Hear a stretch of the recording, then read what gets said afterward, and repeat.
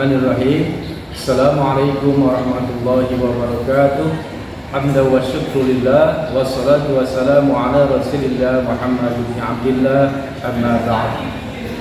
Yang saya hormati Bapak Ibu dosen penguji uji kinerja, perkenalkan nama saya Saifuddin. Saya adalah seorang guru pendidikan agama Islam di SMK Negeri 1 Gunung Putri, Kabupaten Bogor. Sekaligus mahasiswa PPG dalam jabatan Transformasi Plus Batch 1 tahun 2025 di LPTK UIN Kiai Haji Ahmad Siddiq Jember, Jawa Timur dengan NIM PPG 245401110960. Pada kesempatan kali ini, Kamis tanggal 8 Mei 2025, saya akan berbagi praktek pembelajaran uji kinerja di SMK Negeri 1 Gunung Putri di kelas 10 fase E pada materi bab 9 dengan tema menerapkan Al-Kuliyatul Khamsah dalam kehidupan sehari-hari dengan model pembelajaran problem based learning. Semoga video ini bermanfaat khususnya untuk saya pribadi dan selamat menyaksikan.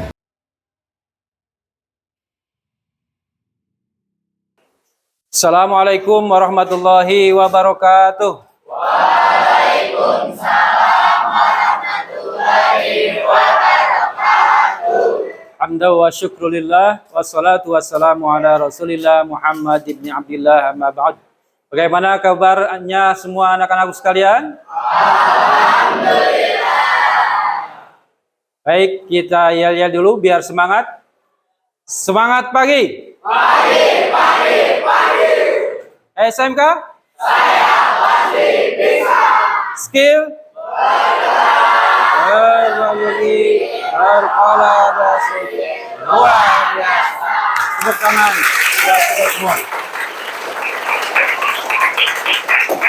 Baik, untuk lebih berkahnya kegiatan pembelajaran kita kali ini, silakan dipimpin doa oleh salah seorang ketua kelas. Silakan ketua kelas untuk memimpin doa.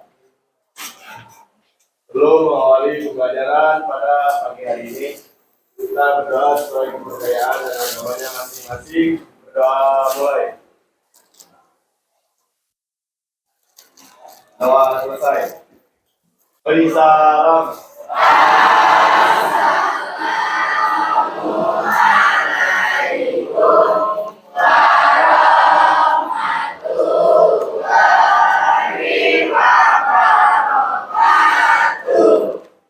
Waalaikumsalam warahmatullahi wabarakatuh.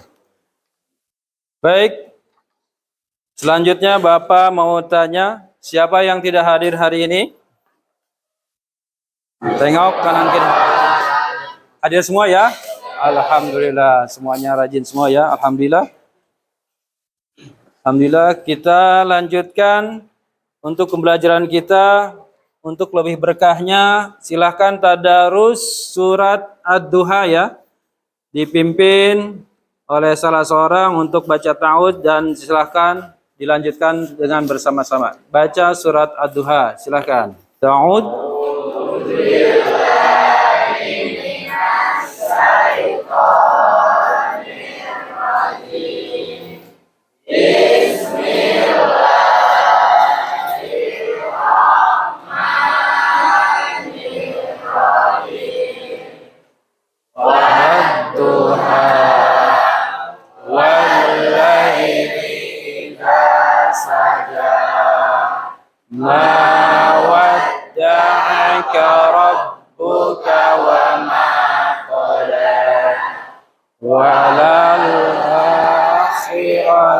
Khairul laka minal ula wa la sawfa yu'tika rabbuka fatarda alam yajidka yatiman fa'awa wa wajadaka dhallan fahada wa wajadaka 'ailan fa'agna fa'ammal yatima fala wa ammas sa'ila fala tanhar wa amma bi ni'mati rabbika fahaddis. Shadaqallahul azim. Semoga Allah memberikan pahala buat kita semua yang sudah membaca surat Ad-Duha. Baik anak-anakku sekalian, tibalah kita sekarang menginjak pembelajaran kita ke bab tentang menerapkan al-kulliyatul khamsah. Bapak tanya dulu kepada kalian, siapa yang pernah mendengar kata atau kalimat al-kulliyatul khamsah? Tunjukkan. Belum ya? Jadi al-kulliyatul khamsah di sini adalah prinsip-prinsip 5 dasar hukum Islam. Jadi bayangkan kalau kalian divonis oleh dokter tidak bisa berpuasa ketika bulan Ramadan karena mempunyai suatu penyakit dalam tubuh kalian. Apa yang harus dilakukan? Apakah tetap berpuasa atau menunggu dulu tidak berpuasa? Nah inilah yang akan kita bahas, bagaimana suatu hukum itu akan dijelaskan atau akan dipaparkan dalam pembelajaran kita kali ini, yaitu al-kulliyatul khamsah, 5 prinsip hukum dasar Islam. Untuk tujuan pembelajaran kali ini, silakan ada yang membaca tujuan pembelajarannya. Terbaca tidak? Boleh salah seorang membaca dulu yang poin pertama. Yang pertama ada peserta didik dapat menjelaskan pengertian dan macam-macam al-kulliyatul al-khamsah atau 5 prinsip dasar Islam. Oke, yang pertama itulah. Terus selanjutkan, silakan yang sebelah sini baca yang poin kedua. Yang kedua, peserta didik dapat menganalisis implementasi al-kulliyatul khamsah 5 prinsip dasar Islam. Oke, yang kedua adalah menganalisis ya. Yang pertama menjelaskan, kedua menganalisis. Boleh yang ketiga dari kelompok ini baca tujuan pembelajaran yang ketiga. Peserta didik dapat menjelaskan paparan tentang al-kulliyatul khamsah sehingga dapat mempengaruhi sikap dan memecahkan masail al-diniyah. Masalah keagamaan. Yang paling ujung kelihatan tidak? Silakan salah seorang baca poin keempat. Peserta didik dapat menumbuhkan sikap kepekaan sosial di masyarakat. Baik, nah itu yang menjadi tujuan pembelajaran kita pada kali ini. Ada 4 poin, jadi kalian bisa menjelaskan, menganalisis, kemudian menjelaskan paparan tentang kulliyatul khamsah, yaitu hifzuddin, hifzun nafas, hifzul akal, hifzun nasal, dan hifzul mal. Nah, 5 itu akan kalian bahas, analisis oleh per kelompok, yang kemarin Bapak sudah bagi per kelompoknya ya. Silakan nanti Bapak bagikan LKPD-nya di sini per kelompok.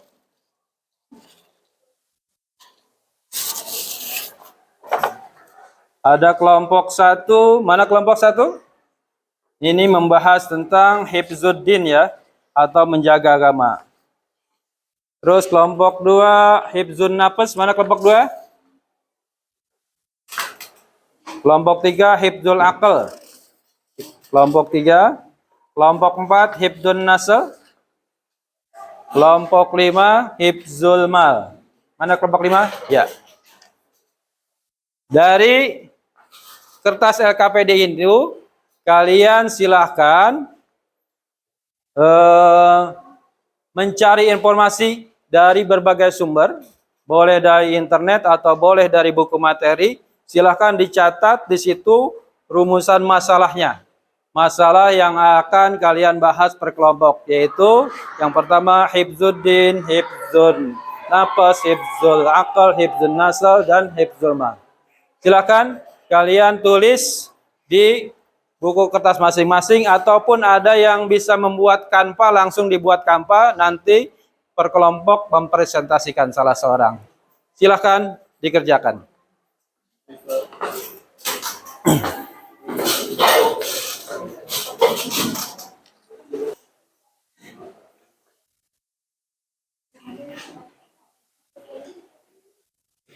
Ini kelompok berapa? 5 tentang hifzul mal, menjaga agama. Ada di situ. Di buku materi, atau boleh kalian searching di internet.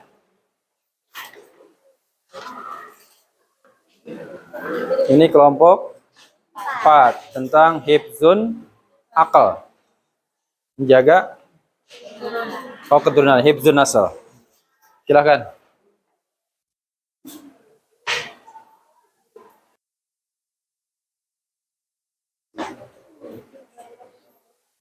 Internetnya bisa kan?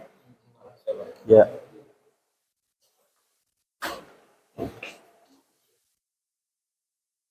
Sudah paham yang dibahas? Ya, silahkan dilanjutkan.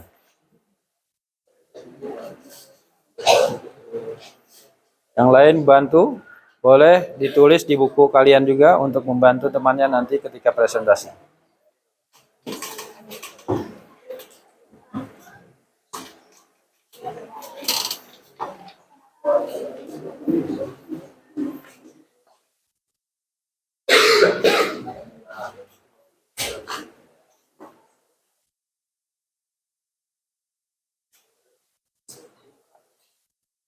Sudah paham belum? Kelompok langsung semua apa perwakilan aja? Perwakilan aja, satu orang. Ada yang memaparkan, yang satu lagi menulis ketika ada pertanyaan. Berarti 2 orang ya.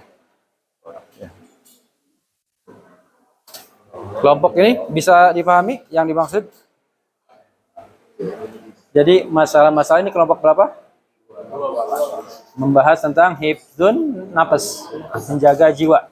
Nah, itu silahkan lihat materinya di situ, bisa searching di internet, tulis di situ. Kalau mau bikin kanva, silahkan langsung, atau bikin PowerPoint. Ini mau bikin kanva apa mau tulis? Silahkan langsung. Ya.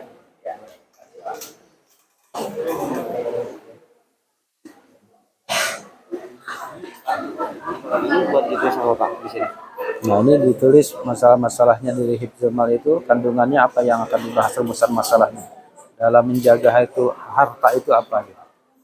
Harta itu kita dapatkan dari mana, dikeluarkan untuk apa. Nah, itu ditulis di sini. Atau di Canva juga boleh. Kalau sudah di Canva berarti di sini Nah, ini untuk melengkapi, tidak apa-apa. Untuk menulis pertanyaan dari peserta lain atau kelompok lain, silahkan.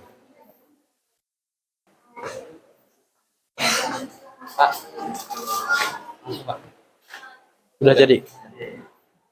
Oke, silahkan. Ini kelompok berapa? Kelompok 5. Hifdzul mal, silahkan. Pakai laptop itu? Iya, Pak. Silahkan. Ada kelompok 5 yang sudah selesai. Berarti lumayan bagus, cepat pembuatannya. Kelompok lain untuk menanggapi, dipersilahkan ya. Kita bahas hifdzul mal, kelompok 5. Dipersilahkan, kelompok 5. Assalamualaikum warahmatullahi wabarakatuh. Waalaikumsalam warahmatullahi wabarakatuh. Perkenalkan, kami dari perwakilan kelompok 5. Perkenalkan, nama saya Nova Syahroni. Perkenalkan, nama saya Ronaldo Fiansyah. Yang pertama, saya ingin membacakan apa itu hifz al-mal.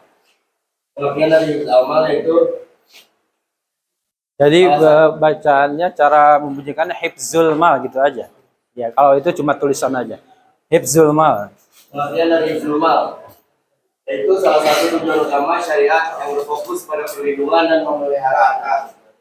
Hifzul mal merupakan bagian penting dari upaya menjaga keseimbangan dan keadilan dalam masyarakat. serta memastikan bahwa setiap individu memiliki hak untuk memperoleh dan menggunakan harta dengan cara yang sesuai dengan prinsip-prinsip syariah. Hifzul amal mencangkup dari perlindungan terhadap harta. Ini berarti menjaga harta dari berbagai bentuk kerugian dan kerusakan, baik berasal dari perampokan, pencurian, dan maupun bentuk-bentuk penipuan lainnya. Yang kedua ada hak untuk memperoleh harta. Syariat juga mengakui hak setiap individu untuk memperoleh harta melalui cara yang halal. Ini saya sudah menuliskan apa yang ada ini ya. Jadi kelompok 5 sudah merumuskan masalah dan menjelaskan paparan tentang hifzul mal atau menjaga harta. Mungkin di antara kelompok persilakan moderatornya untuk meneruskan. Kelompok berapa? Kelompok Kelompok 3 ingin bertanya. Hifzul mal kan menjaga ya. Pertanyaannya bagaimana cara kita menjaga hifzul mal dalam kehidupan sehari-hari?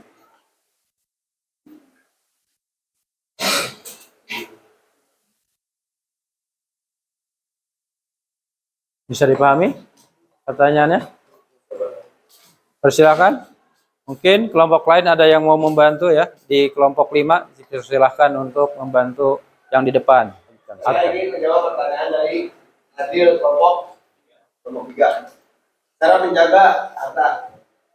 Yang pertama, memperoleh harta dengan cara yang halal dan menafkahkan harta di jalan Allah. Jadi prosesnya juga harus mencari harta yang halal. Jadi cari harta yang baik dan halal. Dan dikeluarkan dengan proses di jalan yang benar juga ya. Ada yang ingin bertanya lagi? Silahkan, mungkin yang lain, kelompok lain, ada yang masih bingung tentang menjaga harta? Ada yang ditanyakan? Dipersilahkan, kelompok, silahkan. Perkenalkan, nama saya Bri Martinoro dari kelompok 2. Silahkan. Saya ingin bertanya, apa peran zakat dan sedekah dalam menjaga harta? Peran zakat dan sedekah dalam menjaga harta. Saya ingin menjawab pertanyaan dari kelompok 2. Kelompok 2.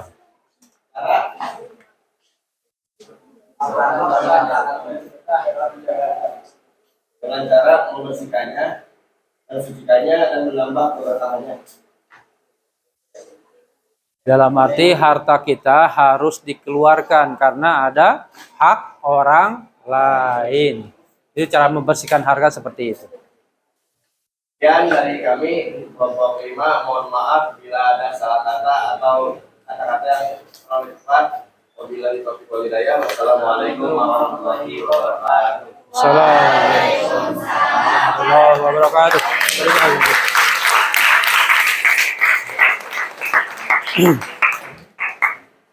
Setelah hifzul mal atau menjaga harta, mungkin ada pertanyaan dari kalian yang masih bingung tentang yang dibahas oleh kelompok 5?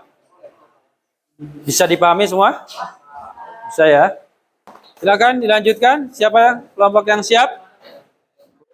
Kelompok 4 pakai Canva atau pakai KPD aja?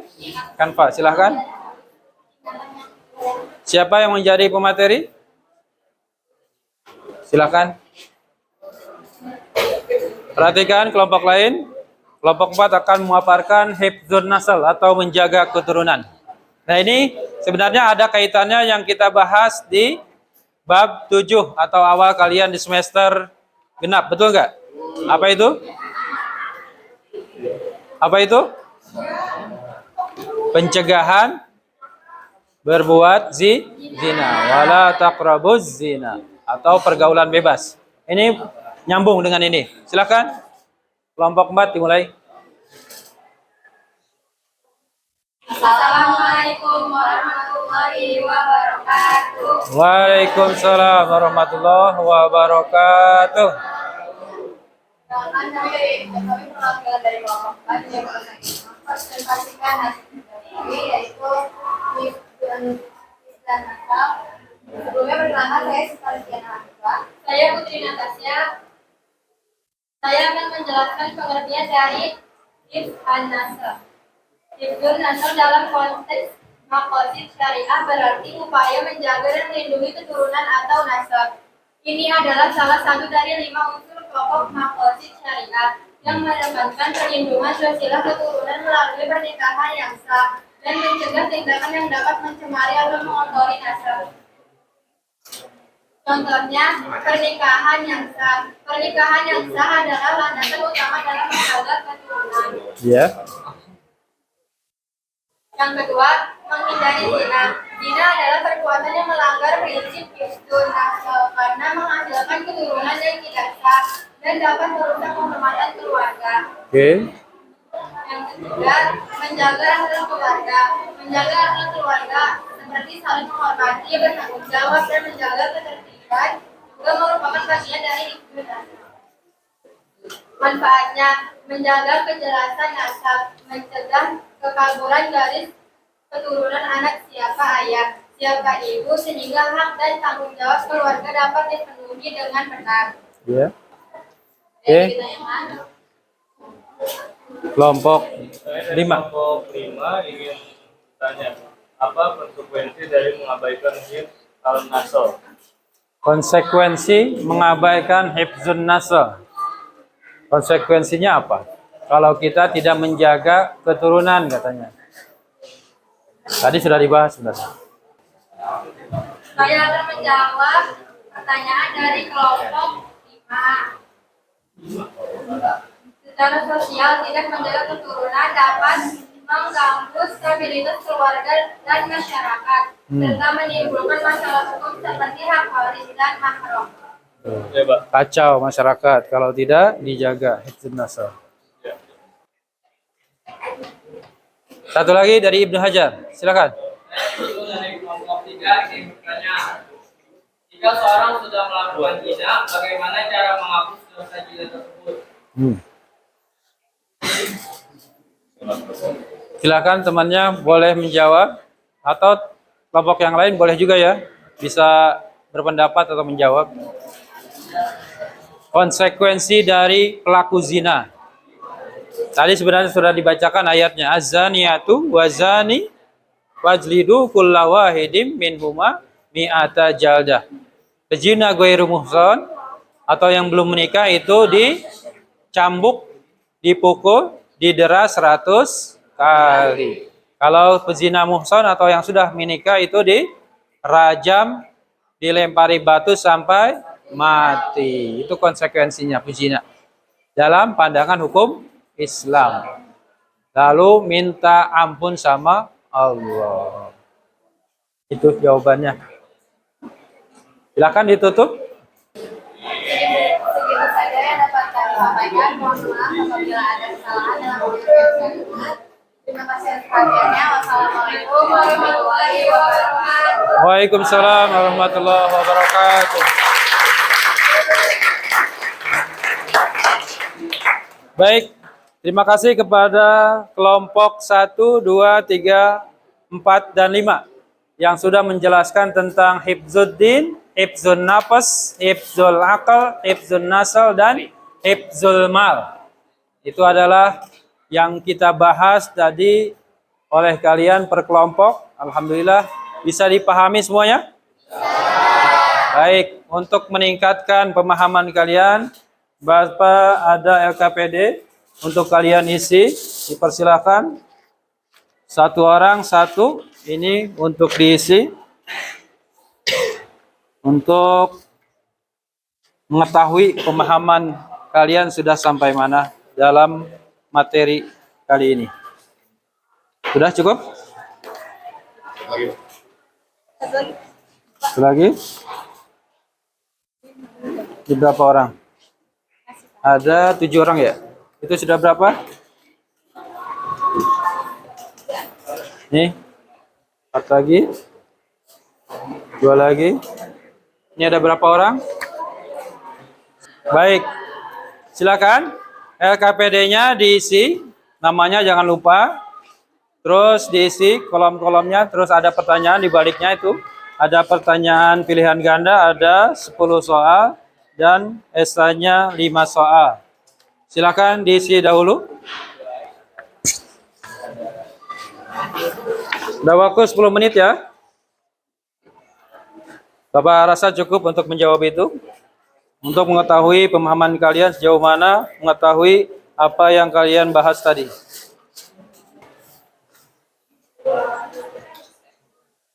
Silahkan jawab secara mandiri ya.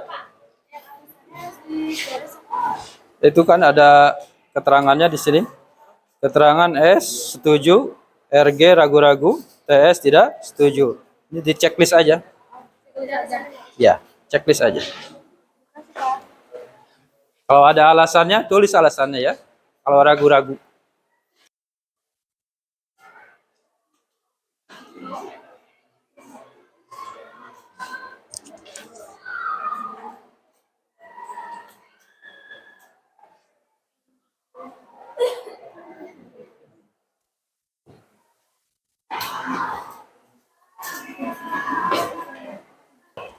Baik, anak sekalian, silakan kumpulkan LKPD-nya.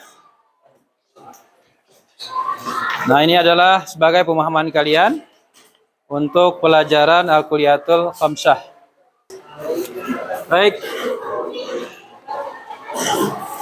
Pembelajaran kita sudah selesai.